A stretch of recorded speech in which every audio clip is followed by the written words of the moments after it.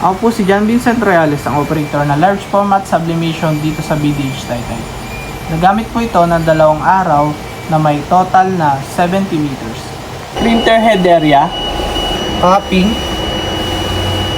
head clean,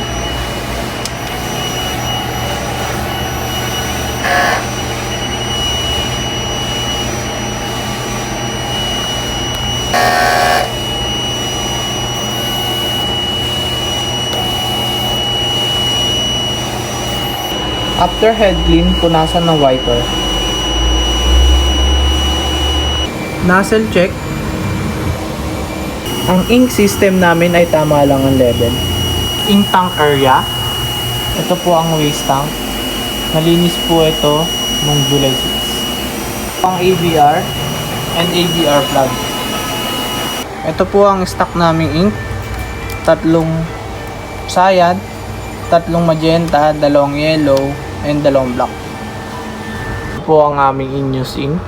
Sa ink cyan, magenta, yellow, and black. Subli paper, printer output, printer daily checklist.